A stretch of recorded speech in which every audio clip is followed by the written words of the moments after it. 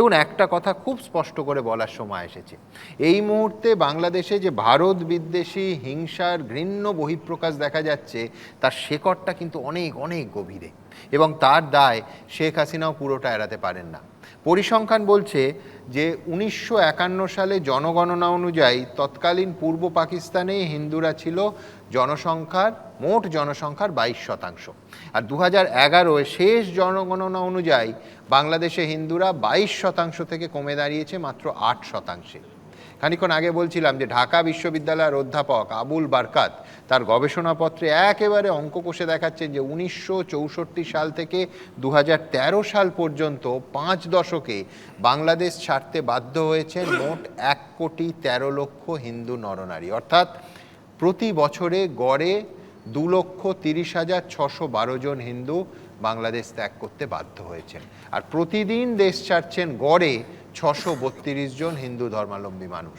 ঢাকা বিশ্ববিদ্যালয়ের অধ্যাপক, আবার বলছি, একেবারে অঙ্ক কষে দেখিয়ে দিয়েছেন যে এই প্রবণতা বজায় থাকলে আগামী 2 থেকে 3 দশকের মধ্যে বাংলাদেশে আর একজন হিন্দুকেও খুঁজে পাওয়া যাবে না। এই আশঙ্কা আরও গভীর হয়েছিল যখন 2011 সালে ভারতবর্ষের তৎকালীন প্রধানমন্ত্রী ডক্টর মনমোহন সিং বলেছিলেন যে বাংলাদেশের 25% মানুষ জামাতে ইসলামের কট্টর সমর্থক এবং গভীরভাবে ভারত বিরোধী। সুতরাং দেশের পূর্ব প্রান্তে নিঃশব্দে যে আরেকটা পূর্ব পাকিস্তানের মতো ভয়াবহ উত্থান হচ্ছে, এটা বাস্তবতা সম্পর্কে চোখ বন্ধ করে থাকা ভারতের পক্ষে কিন্তু, আবার শব্দটা ব্যবহার করছি, মূর্খামি হবে। যাই হোক, ওপেন ফোরাম শুরু করব। আমি বলবো, কারণ এখানে 3 জন তৃণমূল, 2 জন বাম, বাদিকে একজন ধর্মনিরপেক্ষ। ভোটের আগে হুমায়ুনদাকে ওদিকে না বলছি, বাদিকে একজন ধর্মনিরপেক্ষ আর একজন মিলিটারি ম্যান। তো আমার প্রশ্ন অনেক, স্বাভাবিকভাবে আমার প্রশ্ন অনেক সবার প্রতি। আপনারা আমাকে একটা সুযোগ দেন যাতে আমি প্রশ্নগুলো রাখতে পারি, তারপর যে যার মতন উত্তর দিয়ে দেবে। বুফে? হ্যাঁ, আমি সাজিয়ে দিলাম, ওরা তুলে তুলে খেয়ে নেবে। দ্রুত না, দেখুন, আমি দ্রুত আমি বলছি, অরূপদা খুব ভালো বলে তো, সবসময় বলেছে আয়েশার ধর্ম দেখেনি। আমি যে সত্যি কথা, ওরা কখনোই ধর্ম দেখেনি। তৃণমূলের জামানায় যত মুসলিম মরেছে, উত্তরপ্রদেশে আপনারা অনেক কথা বলেন, হাতরস উন্নাও বিভিন্ন, উত্তরপ্রদেশে বলছে, ওটা তো একমাত্র আমরা বলি, কিন্তু উত্তরপ্রদেশেও এত মুসলিম নিধন দেখাতে পারবেন না, অথচ নিজের দলের লোক এত মরেছে, আমরা বিজেপিরাও বোধহয় এত মরিনি।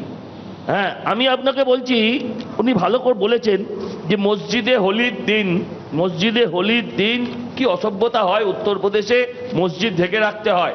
আপনাদের টিভিতেও দেখানো হয়, সোশ্যাল মাধ্যমে দেখানো হয়, এখানে মহরমের দিন মন্দিরগুলোকে ব্যারিকেড করে রাখতে হয় যাতে কোনো রকম অসুবিধা না ঘটে। আরএসএস এর অডিট করতে বলছে, আর পার্থ চট্টোপাধ্যায়ের বাড়ির খাটের তলা থেকে কোটি কোটি টাকা বার করছে এরা। যে প্রশ্নটার পারবে উত্তর দেবে। একটা নিউ মার্কেটের কোন একটা কেকের দোকানের নাম বলেছে, আচ্ছা নাহুন্স, আপনি জানেন দাদা, আমি জানি শুধু না, সাধারণ বাঙালির বাপুজি কেক খাওয়ার অবস্থা নেই, ওরা নাহুন্স 100 দিনের টাকাটা বন্ধ করে দিচ্ছে বলেনি। ও তৃণমূল হলে এগুলো হওয়া যায়। আর কারা যেন মাশরুম খাচ্ছে। না, আমি একটা কথা বলছি, আমার যেটা বক্তব্য হচ্ছে, দেশ বাঁচবে, সংবিধান বাঁচবে। সংবিধান বুকে নিয়ে বিধানসভা যারা ভেঙেছিল তারা বলে দেশ বাঁচবে সংবিধান বাঁচলে। বাচ্চাদা, আপনাকে একটু বামপন্থী প্রশ্ন করছি, সেটা হচ্ছে চন্দন দাস, হরগোবিন্দ দাসের হত্যাকারীদের আজকে যাবজ্জীবন কারাদণ্ড হলো।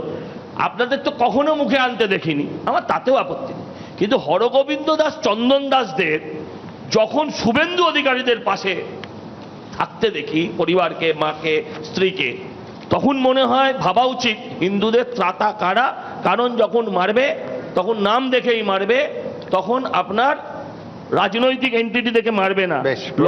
শেষ করে নিলাম, সবাই উত্তর দেবে। হ্যাঁ, পুরো আগুন লাগিয়ে দেবো। লগ্নজিতার ওপর হামলা তীব্র নিন্দা করছি। তুমি ভালো পারো। এতদিন করেছেন কি নিন্দাটা করেছেন সেটা জানতে চাই। আর স্যারকে আমি অনুরোধ করব, আপনার আত্মা ওখানে আছে, আপনাকে সেলিম ইউসুফ পালাতে সাহায্য করেনি, ভাগিয়েছে। আপনার বাড়িটা যারা ভেঙেছে, দুর্ভাগ্যক্রমে ইত্তেফাক তারাও সংখ্যা গুরু ওই দেশে। আপনি যাদের ফোন করেছেন তারাও সংখ্যাগুরু ওই দেশে, সেটাও ইত্তেফাক। একটাও ওই দেশে সংখ্যালঘু মানুষের আর্তনাদ আপনি শুনতে পাননি।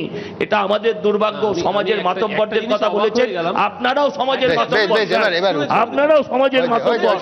না না, আমি বলছি ভারতবর্ষের প্রশ্ন 15 মিনিট হলে আর উত্তরের সময় থাকবে না। হয়েছে বেশ, দায়িত্ব নিয়েছে। বেশ, বেশ, বেশ, বেশ, হলো তো, হলো, হলো। একটা জিনিস আপনার হ্যাঁ, মনে হয়েছে যে আমাদের একদম ভাই। সে তুলনায় যোগদান আজকে নেই? ব্যাস, ব্যাস, যখন বলা শুরু করলো, প্রথম যিনি মাথা নাড়লেন তার নাম হুমায়ুন কবির। মানে সজলের বক্তব্য হুমায়ুন কবিরের খুব পছন্দ হয়েছে, তাই সার্টিফিকেট এতদিন মমতাদির বক্তব্য যেমন পছন্দ হতো। দ্বিতীয়ত ওর একটা ঘটনা, লগ্নজিতার ঘটনা নিশ্চয়ই খারাপ, সাথে সাথে পুলিশ অ্যাকশন নিয়েছে, গ্রেফতার ওটা হয়েছে। CPM কে করেছি। একই সাথে CPM কে করেছি সুমন, গো। তোমাদের মনে থাকবে, আরে তোমাদের CPM সংবাদ কে মাধ্যমে করেছি। খবর করেছিল স্নিগ্ধজিৎ বলে আরেকজন গায়ক, তিনি যখন দরিয়ায় আইলো তুফান আইকে যাবি রে, ভেসে ভেসে যাবি হেসে মদিনা নগরে, সেই গান গাইতে গিয়েও বাধা দেওয়া হয়েছিল।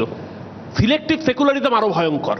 আমি একটা নির্দিষ্ট জায়গায় সেকুলার হব, আমি কালকে- আরেকটা জায়গায় প্রগতিশীল হব। একদম, সেটাও একেবারে আমি তুমি একমত, কিন্তু কাজ পাশাপাশি আমি করো। কালকেই তোমার করছিলাম প্রশ্নের পল্লব উত্তর তুমি দাও না। কীর্তনিয়ার বর্ধমানের তার ফাংশন এবং সেই সেটা কোনো ধর্মের নিরিখে নয়। বেসরকারি আমি ফাংশন। আবার আজকে আলোচনাটা যেহেতু আমি ধর্মকে বলছি যে রাজনীতির সেখান সাথে থেকে তার মিলিয়ে, নাম বাদ গেল কেন? যেহেতু এই ধর্মকে প্রশ্নের জবাব রাজনীতির সাথে সবাইকে ঘুরিয়ে দিতে দেওয়া হবে। হচ্ছে, কর্মটা বাদ চলে যাচ্ছে, যার জন্য মহাত্মা গান্ধী ন্যাশনাল আরবান ওই আমাদের যে 100 দিনের কাজের প্রকল্প, সেটা বাদ চলে যাচ্ছে। এটা subject গরিব এর মানুষের মধ্যে। পেটের ও এত এটা বড় বড় subject এর কথা মধ্যে। বলছে, বাপুজি কেক, এটা তো ঘটনা। নরেন্দ্র মোদী এটা subject 75,000 এর টাকা মধ্যে। করে 4টে মাশরুম খান ডেইলি, সংবাদ মাধ্যমে প্রকাশিত। দিনে 3 লক্ষ টাকায় মাশরুম যারা খায়, তাদের গরিব মানুষের কেকে অ্যালার্জি থাকবে। আচ্ছা, এবার আমারটা আমি বলি। সেটা যেটা অভিজিৎদা বলছিলেন যে মৌলবাদ সম্পর্কে, এটা তো ঠিক যে মৌলবাদ কোনো ভিন্ন মতকে সমর্থন সহ্য করতে পারে না। এখন আমি লগ্নজিতার কথা বললাম, শামশেরগঞ্জ বললাম, আর অনেক একই সঙ্গে অনেক ঘটনা বলেছি মানে আমি বিশ্বাস করি তাই বলেছি, এবং আগামী দিনেও বলবো। এই ইস্যুতে যদি আপনি আপনার সঙ্গে আমাকে মিছিলে ডাকেন, কোনো পতাকা নেই, আমি আপনার সঙ্গে হাঁটবো। তার কারণ আমি একটা দলের সমর্থক, কোনো দল আমি করি না, আমার কোনো বাধ্যবাধকতা নেই। আপনার সঙ্গে মিছিলে হাঁটতে আমার কোনো অসুবিধে নেই, তাই দলীয় কাজকর্মের উত্তর আমি দিতে পারবো না। আমি আপনাকে বলে গেলাম, দলের পতাকা না নিয়ে এরকম কোন ইস্যুতে আপনি পথে নামলে আমাকে ডাকবেন, আমি আপনার সঙ্গে থাকবো। এবং আমি এই ঘটনার আগেও নিন্দা করেছি, আজকে করলাম, আগামী দিনে যদি আবার হয় আমি আপনার সঙ্গে গলা মিলিয়ে নিন্দা করবো। স্যার, টিভিতে বসে নিন্দা করেছেন, এটা তো মানছি। আমি বললাম স্যার, পথে। রবীন্দ্রনাথ যে বলেছিলেন, যদি তোর ডাক শুনে কেউ বললাম যে না পথে। আসে, একলা চলো রে। আপনি তো একলা চলেও সমাজ মাধ্যমে 2 লাইন লিখতে আপনাকে পারতেন, বললাম, আপনি আমাকে আপনারা ডাকুন। সেটাও লেখেন। আপনি আমাকে ডাকুন, আমি নামবো আপনার আবার সঙ্গে। ডাকার কি দরকার? আপনার আত্মা ডাকেন বেশ, আপনার। বেশ, বেশ। দাদা, বেশ, আমি একটু বলি, তারপরে আপনি বলবেন। ব্রিগেডিয়ার দেবাশিস বাবুর বক্তব্যের পরিপ্রেক্ষিতে আমি একটা কথা বলতে চাই। আমি এই সালে 28শে সেপ্টেম্বর থেকে 10ই অক্টোবর বাংলাদেশে গেছিলাম আমার আত্মীয়র বাড়িতে। ঢাকা ধানমন্ডিতে ছিলাম। বিশেষ একটি কারণে কেরানীগঞ্জের জেলখানাতে একজন আসামিকে দেখতে গিয়েছিলাম। সেই আসামির সঙ্গে অবশ্য আমার কোনো আত্মীয়তার সম্পর্ক নেই, কিন্তু ব্যবসায়িক সম্পর্ক। ভারতবর্ষের বীরভূম অন্যান্য জায়গা থেকে টনচিপ এক্সপোর্ট ইম্পোর্ট করার সুবাদে তার কাছে প্রায় 2 বছর থেকে প্রায় 6 কোটি টাকা পাওনা আছে। তাকে বাংলাদেশের সরকার যে কোনো একটা কেসে কানেকশনে কেরানীগঞ্জে জেলখানায় আবদ্ধ করে রেখেছে। তো আমি 12 দিনের এই বাংলাদেশ সফরে তত্ত্বাবধান সরকারের, ইউনূস সরকারের যে প্রশাসন, আমি মনে করি বাংলাদেশের অভ্যন্তরে প্রশাসন বলে কিছু আছে বলে আমার মনে হয়নি।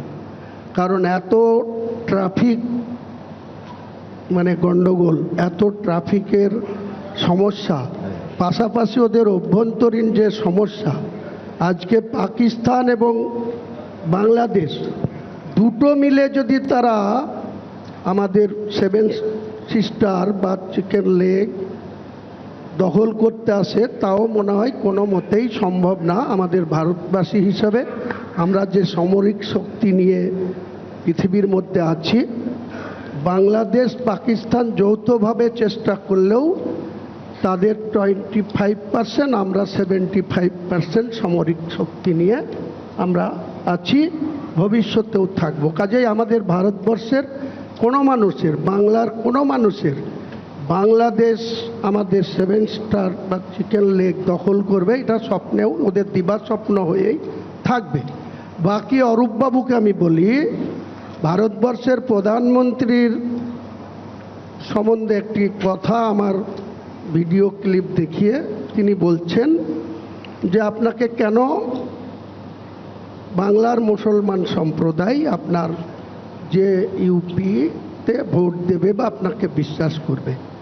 আপনাদের দলের অন্ততপক্ষে ৬-৭ জন মন্ত্রী আছেন, একজন জনাব ফিয়াদ হাকিম, একজন জাভেদ খান, গোলাম রব্বানী, সিদ্দিকুল্লাহ চৌধুরী, তারপরে মালদার সাবিনা ইয়াসমিন, রঘুনাথগঞ্জের আখরুজ্জামান আর একজন তজমুল হক। এই ৭ জন মন্ত্রীকে একদিকে দাঁড় করিয়ে দেন, দিয়ে জানুয়ারি 2026-এর মধ্যে একটা ডেটে আমি সজলবাবুর সঙ্গে সাহায্য চাইছি, কারণ আমি 22 তারিখের মিটিং করতে গিয়ে দেখেছি আমি 1 মাস আগে ঘোষণা করেছিলাম বহরমপুরের কোনো একটি জায়গায় আমি 22 তারিখে আমার নতুন দলের সূচনা করব। আমি অবাক হয়ে গেছি, যেখানে ইলেকশন কমিশন যখন ডিক্লেয়ার করে শিডিউল, 48 ঘন্টা আগে কোনো মিটিং করার জন্য পারমিশন চাইলে সেটা ইলেকশন কমিশন থেকে পাওয়া যায়। আমি যখন 22 তারিখ সোমবার আর একটা সোমবার 7 দিন আগে, সেই সোমবারে গিয়ে মুর্শিদাবাদ জেলার প্রশাসন সর্বোচ্চ জায়গায় যিনারা আছেন, DM, ADM LR, ADM general, তিনাদেরকে রাত্রি 10টার সময় যখন ফোনে কথা বলি যে আমি কালকে বেলা 12টায় যাব, আপনার আন্ডারে স্টেডিয়াম আছে, আপনার আন্ডারে ওয়াইএমের মাঠ আছে, আপনার আন্ডারে টেক্সটাইল মোড়ের ব্যারাক স্কোয়ার আছে, আমার পারমিশন দরকার। রাত্রি 10টায় তিনারা পরের দিন 12টায় যেতে বলেন, সোমবার, রবিবার রাত্রি 10টায়। আমি যখন সোমবার বেলা 12টায় যাই, তখন ডিএম সাহেব আমাকে দেখে তার চেয়ার থেকে লুকিয়ে পড়েন, মানে আমাকে দেখা করবেন না। এডিএম এলআর সাহেব আমাকে দেখা করে 2 হাত জোড়হাত করে বলেন যে আমাকে মাফ করেন, আমি আপনাকে 22 তারিখের জন্য কোনো ময়দান দিতে পারবো না। যখন আমাকে এডিএম জি দীননারায়ণ ঘোষ সাহেব রাত্রে কথা দিয়ে পরের দিন যখন 12:30টায় ওখানে যায়, তখন তিনি পিছনের দরজা দিয়ে কোথাও গিয়ে বসে থাকেন। এই যাদের আচরণ, আপনাকে আমি একটা কথা বলছি, আমি সজল বাবুর সাথে ওর কাছে কি সাহায্য চাইছেন? 2026-এ আমি ব্রিগেডে একটা সভা করব। মুসলমানদের কত লোক আমার ডাকে একা আসবে, আর আপনার এই 6-7 জন মন্ত্রীকে, মমতা ব্যানার্জিকে ভাঙাবেন না, অভিষেককে ভাঙাবেন না, এই 7 জন মন্ত্রীকে বলুন ব্রিগেডে ডাক দেখ। আমি একা হুমায়ুন কবির ব্রিগেডে ডাক দেব। আপনাদের এই 7 জনের থেকে যদি ডবল লোক, না সজলকে প্রশ্ন করে আমি বলছি এটা মোটামুটি আমি আসছি, পার্থদার কাছে আসবো। দেখুন 1 সেকেন্ড, মোটামুটি চ্যালেঞ্জের যুক্তিতর্ক হচ্ছে, উনি চ্যালেঞ্জ শুনলেন, কিন্তু আমার একটা প্রশ্ন করেছেন যে আমি সহযোগিতা করব কিনা। আমি বলছি ভারতীয় জনতা পার্টির ওপর তো, মিলিটারির ওপর তো আমাদের কন্ট্রোল নেই, কিন্তু আমরা ওনার সঙ্গে যাব। শুধু নামটা, আপনার যে মসজিদটা আছে, আপনার নামটা ওই বাবরি পাল্টেন, আপনি আপনার নামে রাখুন। লোকে ভাবছে আপনি বাবরের ছেলে হুমায়ুন, সেটা নয়, আপনি যার বাবা তার নামে রাখুন, আমাদের কোন আপত্তি নেই। আর একটা কথা বলি, এসব না বলে আপনি 30% নিয়ে কি করবেন, আপনার ইশতেহারে কি থাকবে সেটা বলুন। 1 সেকেন্ড হুমায়ুন দা, 1 সেকেন্ড, খুব ইন্টারেস্টিং। আমার শুধু আমি আছি পার্থদা, বাবরি মসজিদের ট্রাস্টির জায়গা যখন রামলীলাকে দিলেন, আমি সুপ্রিম কোর্ট ইমোশনাল। 1 সেকেন্ড, আমি বলছি, আমি একটা প্রশ্ন, হুমায়ুন দা 1 সেকেন্ড আপনাকে সামলাম। সেটা হচ্ছে হুমায়ুন দা 1 সেকেন্ড, সেটা হচ্ছে সজলকে আপনি চ্যালেঞ্জ করলেন ইত্যাদি ইত্যাদি, আমি বিষয়টা বুঝছি, কিন্তু হ্যাঁ আমি আসছি পার্থদা। আমার প্রশ্ন হচ্ছে, দেখুন এমনিতে আপনার ওই 70 আর 30-এর আমি মানে অন্তত বোধহয় 20টা শো করেছি, ওটা প্রতিবাদ করে আজকে 75 আর 25-এর যে অংশটা, সেটার সঙ্গে আমি একমত। আচ্ছা, জোকস অ্যাপার্ট, আপনার কাছে আমার যে প্রশ্নটা থাকবে সেটা হচ্ছে, সজল আরেকটা চ্যালেঞ্জ আপনাকে ছুঁড়েছে যে ভোটের পর আপনি, ও কথা চেয়েছে, আমি জানি না রাজনীতিবিদদের কথা কতটা বিশ্বাস করা যায়, কিন্তু আপনি তৃণমূলের সঙ্গে যাবেন না, ও রাজনৈতিক উদ্দেশ্যে চেয়েছে, ও চাইছে যে তৃণমূলের সংখ্যালঘু ভোট আপনি বাদ করুন। আপনি এটার কোনো উত্তর দেবেন? আমার যে ইউপি জনতা উন্নয়ন পার্টি, আগামী নির্বাচনে অংশগ্রহণ করার পর যতগুলি সিট নির্বাচিত হয়ে আসবে হ্যাঁ বাংলার মুসলিমদের সহ হ্যাঁ। অমুসলিমদেরও উন্নয়নের স্বার্থে হ্যাঁ তারা পরিষদীয় মিটিং করে যে সিদ্ধান্ত নেবে হয়ে গেল। মেজরিটি হয়ে গেল। গ্যারেন্ট হয়ে গেল। সেটাকে আমি একই লাইন। priority যে- দেব। তার মানে আপনি রাস্তা খোলা রাখলেন। মোহনবাগানে আমি পথ বললাম খোলা রাখলেন। মোহনবাগানের এবার আমি এবার বলবো। সেকেন্ড ডিভিশন টিম হ্যাঁ, সেকেন্ড পথ- ডিভিশন পথ- টিম এটাই তো সজল, আমি বলছি- নির্বাচিত জনপ্রতিনিধি হ্যাঁ না, না। পার্থ ভৌমিকের তো হাসি চওড়া হওয়ার কথা। না। শুনতে হয়। আমি এবার একটু হুমায়ুন দা, এবারে আমি একটু বলি, আমি তো কারোর সবাই কথা বলি না। আলাম এই সজল এবং হুমায়ুন দাদের এই লড়াইটা বিধানসভা অবধি চলবে। এই এখানে যেরকম করছে এটা খারাপ একটা লাগে মক না? কদিন ফাইট, আগেই আপনাদের এটা ছিল। একটা মক ফাইট, এখন এটা BJP চলবে। বানিয়ে এই দিচ্ছে। আমি তোমার সময় একটা কথা বলি, জানি জানি ঠিক তোমার সময় একটা কথাও এবার বলি, সুযোগ পাবো না তো আর তাই বলি আমি তোমার সময় একটা কথাও বলিনি, ডিস্টার্ব করিনি। এই মক ফাইটটা চলবে এবং হুমায়ুনদার দলটা তৈরি করার পিছনে এই মক ফাইটের যে বাতাবরণ এটা তৈরি করার হচ্ছে একমাত্র কারণ। আমরা 21-এ নৌসাদকে দেখেছি, পুরনো বোতলে নতুন মদ, ব্যাপারটা একই রকম, কিন্তু 21-এও সাকসেস হয়নি, 26-এও হবে না, এটা আমি দায়িত্ব নিয়ে বলতে পারি। কিন্তু আমার বক্তব্য অন্য। আমার বক্তব্য হচ্ছে ডক্টর চৌধুরী যেটা বলেছিলেন, সজল বললেন যে আপনার সাথে যাদের কথা হয়েছে তারা সব সংখ্যালঘু সম্প্রদায়ের, আপনি হিন্দুদের দুঃখটা কি বুঝলেন।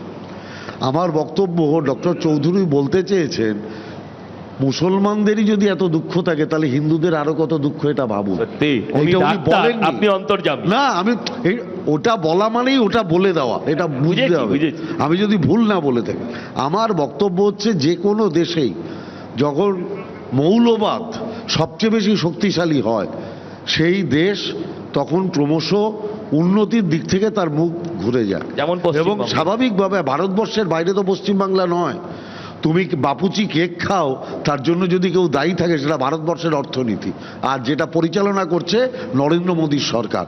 অর্থনীতিটা দেশ থেকে সব জায়গায় সার্কুলেট হয়, একটা রাজ্য অর্থনীতি তৈরি করতে পারে না। রাজ্যের আজ GDP না আছে, স্যার। রাজ্য তৈরি রাজ্যের করতে GDP আছে। তৈরি করতে পারে না অর্থনীতিটা। এবার দেশের নিরিখে জিডিপি কতটা ভালো সেটার কম্পিটিশন হতে পারে, কিন্তু একটা দেশের অর্থনীতি একটা দেশের সরকার তৈরি করে। একদম ঠিক, এবং- কিন্তু আমি বলছি এবং বাপুজি দেশের সরকার ওটা আজকে আমি অত্যন্ত বলছি- সুস্বাদু, ওটাও আমি খাই। না, মানে না, আমি বলছি শোভা। সব দোষটা বাপু যে বছরের না, পর না, ছোটবেলা থেকে আরে, স্কুলের টিফিন আরে, থেকে খাচ্ছি। না না, ও বললো হ্যাঁ, আমি না, বাবুজি বুঝতে পেরেছি। সুমন না, আমি বাবুজি কেকের পক্ষে। হ্যাঁ। ও যেহেতু বাবুজি কেকের উদাহরণটা দিল, আমি সেই জন্য বললাম আমার বক্তব্য দুটো তো টিফিন কেক ছিল আমাদের, ফিলিপস আর বাপুজি। টোস্ট বিস্কুট হ্যাঁ। বলুন যাই বলুন, আমরা ছোটবেলা থেকে খেয়ে বাংলা এরকম ভাবেই বড় হয়েছে। এটা আমরা আমাদের এটা কি, আমরা আমাদের কৃষ্টির মধ্যে সংস্কৃতির মধ্যে আছে, আমরা মাশরুম খেয়ে বড় হইনি। আমি একটা কথা বলবো এখানে। 75 লাখ টাকা, যে একটা 75,000 টাকা, এটা খেয়ে বড় হইনি। আচ্ছা, আমরা। একটু আমি একটা কথা বলবো আমি এখানে। দেবাশিস দা আর অভিজিৎ দার কাছে যাব, তার আগে বলি দেখুন, এটা একসময় খুব জনপ্রিয় সোপ অপেরা হতো কে আপন কে পর। আমি বলছি পার্থদা বলছেন সজল এবং হুমায়ুনদার মক ফাইট, সজল বলছে পার্থদা আর হুমায়ুনদার মক ফাইট। আমি বলছি খুব ইন্টারেস্টিং, কিন্তু আমি বলছি আসলে সাধারণ মানুষ ভোটে কাকে আপন করবেন কাকে পর করবেন, এর জবাব একমাত্র আপনারা দিতে পারেন। আপাতত আমি দেবাশিস একটা দা। কথা বলবো তার আগে, অন দ্য লাইটার সাইড, পার্থদা বাপুজির কেক আমিও খাই, নাউমসেরও খাই, হ্যাঁ, দুটোই টুরিজও খাই, খাই, কোনো অসুবিধা বাপুজির নেই। কেক আর প্রজাপতি বিস্কুট একদম। খাই নস্টালজিয়ার জন্য। হ্যাঁ, রোজ মর্নিং ওয়াকের পরে চেষ্টা করি খেতে। অরূপবাবুকে বলছি আর- আমার কথা আর মানবেন কি? আমি আপনার একটু 7 জন মন্ত্রী দাদা সেমিফাইনাল হয়ে যাক না ব্রিগেডে। দাদা আপনাকে নিয়ে একটা কথা বলবো, হ্যাঁ। সেটা হচ্ছে মাননীয় বিধায়ক, আমাদের একটা দাদা, ইংরেজি বিধবা সিনেমা বিবাহের হয়েছিল। বিপক্ষে বেশি লোক ছিল। শোনো ভাই, বিধবা বিবাহের একটু বিপক্ষে বলতে দাও। বেশি লোক ছিল। একটু মাঝখানে কেটো না না। হয়ে যাক ভিড় না। দিয়ে কিছু যায় হয় না। মাঝখানে কেটো না। হয়ে যাক এবং দাদা, একটা semi-final আপনারই কথা বলছি। হয়ে যাক। একটা ইংরেজি সিনেমা হয়েছিল লায়ার লায়ার বলে, তাতে একটা যিনি হিরো তার জিম ক্যারি, সত্যি জিম ক্যারি। সত্যি কথা বলার অসুখ হয়ে গেছিল। এখন আপনার কিন্তু এখন সত্যি কথা বলার একটা অসুখ হয়েছে, এবং তাতে আমার পুরো সহমত আছে। কারণ আপনি যেটা বললেন মিলিটারি নিয়ে, বাংলাদেশ, পাকিস্তান, তুর্কি চীন একসাথেও যদি করে সেভেন সিস্টার করতে পারবে, একদম। তারা আমি টুকরো আপনার টুকরো সঙ্গে হয়ে যাবে। ঠিক। আমি অভিজিৎদার কাছে যাব। আমি বলছি জিম ক্যারি অভিনয় করেছিলেন, মানে পেশায় আইনজীবী, এখানে আইনজীবী কেউ থাকবেন, দয়া করে খারাপভাবে নেবেন না। সিনেমাটার গল্পই সেই আইনজীবী কিছুতেই মিথ্যে কথা বলতে পারেন না, খালি সত্যি কথা বলতে হয়। অসাধারণ ফিল্ম। যাই হোক, অভিজিৎদা। আমি জাস্ট সজল যে হ্যাঁ। ওই পয়েন্টটা লাস্টে বললেন, আমি সেটা নিয়েই বলি, as you are, I am a proud Indian, যে মনে করে যে ভারতবর্ষ অসাধারণ রোল প্লে করেছে বাংলাদেশের স্বাধীনতায়, এবং ভারতবর্ষ ওই রোল না থাকলে পরে বাংলাদেশ স্বাধীন হতে পারতো না। আপনার ওইখানকার কথা এখানকার কথা একদম পাল্টে না, গেছে, স্যার। না না না, কোনো ফারাক নেই, বোঝার ক্ষেত্রে একটু ভুল হয়েছে, আমি সেটাই বলি। বোঝাতে ভুল হয়েছে, বোঝার ক্ষেত্রে ভুল। লেটস নট ডি, এটা গ্ল্যাডিয়েটারের কোলোসিয়াম নয় আমাদের। সেটাই আমি বোঝাতে চাইছি যে আমার যেটা বক্তব্য ছিল যে আপনি যদি কাউকে সহায়তা করেও থাকেন, তাহলে পরে প্রতিদিন যদি তাকে খুঁচিয়ে খুঁচিয়ে বলেন তোমাকে আমি সচেতন করে দিচ্ছি, তোমাকে আমি সহায়তা করেছিলাম, সে আহত হতে পারে। এটাই হচ্ছে আমার মূল বক্তব্য। স্যার, এবং আপনি এই রাজ্যে বসে এই দেশে বসে বলতে পারছেন, আপনি- এই কথাটা বাংলাদেশে বসে কোনোদিন বলতে পারবেন না। এজন্যই তো পশ্চিমবঙ্গ না, হ্যাঁ ভারতবর্ষ। ঠিক। Absolutely, I am proud. Sir, এক লাইন স্যার, যে আমি Indian. With due respect sir, এক লাইন স্যার। স্যার, আপনি উদ্বাস্তু হলেন কেন? ঠিক এই প্রশ্নটা আগে প্রশ্ন করেছিলাম। উদ্বাস্তু হলেন কেন? যাদের জন্য উদ্বাস্তু হলেন। যাদের জন্য না। এক মিনিট স্যার, স্যার স্যার এক সেকেন্ড, স্যার এক সেকেন্ড। আপনি আজকে এখানে আপনি আপনার সম্প্রদায়কে আপনি নাম দেখে চিহ্নিত হন, সম্প্রদায়কে না, আমি নাম দেখে সংগঠিত চিহ্নিত করার হই না। চেষ্টা করলেন আমি না কেন? এখনো বলছি, স্যার, আমি- আপনার নামের পেছনে অভিজিৎ চৌধুরী না, না, আছে, হতে পারে, মনিকা হতে চৌধুরীও পারে, ছিলেন। কিন্তু I don't হতে পারে identify as confused। a- আমি বলছি, কিন্তু আমি অন্য দিক থেকে বিষয়টা দেখছি যে একজন চিকিৎসক যখন রোগী দেখেন তখন হিন্দু, মুসলমান, ফসা, কালো, হ্যাঁ, বাঙালি অবাঙালি জ্ঞান করেন। চৌধুরীও আছেন, বরিশাল থেকে এসে 5 বারের সাংসদ হয়েছেন, 1 বারের বিধায়ক হয়েছেন, লোকসভার দলনেতা হয়েছেন। বরিশালে বাড়ি ছিল না, ওনার বাবারা না, নিরঞ্জন এই চৌধুরী জায়গাটায় কোথায় বরিশালের একটু লোক। ভাবনার আমাদের ভিন্নতা আছে, সেটা we can debate it on। তাই তো আমার actually- দেশের তাই তো, সেই জন্যই বলছি এই আমার যে- ভারতবর্ষ কিন্তু এটা। ভারতবর্ষে বসে আপনি যে কথাটা বলতে পারছেন যে শুধু ভারতীয় না থাকলে যে ওখানেও তো রোজ মনে করিয়ে দেওয়া, রোজ মনে করাবে, কারণ এটা ভারতবর্ষ। Absolutely, 1600 আপনি আমি আর্মি দুজনেই ভারতীয়। প্রাণের সেটাই বিনিময় তো আমার নিয়ে গর্ব, বেশ। কিন্তু সেজন্যই তো আমি ভারতীয়। সেটাই বলুন, এটাই তো বাকিটা আমার বলবেন। গর্ব, আমি তো বলছি ভারতীয় আমি, কিন্তু আমার বক্তব্য হচ্ছে জোরে বলতে হচ্ছে কেন, স্যার? বাংলাদেশের মধ্যেও আমাদের এটা স্ট্র্যাটেজিক্যালিও ভাবনা বোধহয় উচিত যে বাংলাদেশেও বহু মানুষ আছেন যাদের এই মুহূর্তে আমরা দেখতে পাচ্ছি না ওই উন্মত্ত ফান্ডামেন্টালিস্ট গুলোর সামনে। কেন বলুন তো? যারা- তারা দুর্বল, তারা দুর্বল তারা নয়। দুর্বল। সজল তারা ভাবনার ভুল দুর্বল। হচ্ছে, তারা যদি দুর্বল সবল নয়। হতো, তারা এই তাহলে এই মুহূর্তে- জামাত এই তারা কাণ্ড ঘটাতে মুহূর্তে পারতো না, imperialist রবীন্দ্রনাথকে design-এ মেশাতে পিছিয়ে পারতো আছে। না, তারা দুর্বল নয়। হারমোনিয়াম ঘোরাতে পারতো না। আমরা একটু ঠান্ডা মাথায় আরে, তাদের এই- জায়গা করে এই- নিই।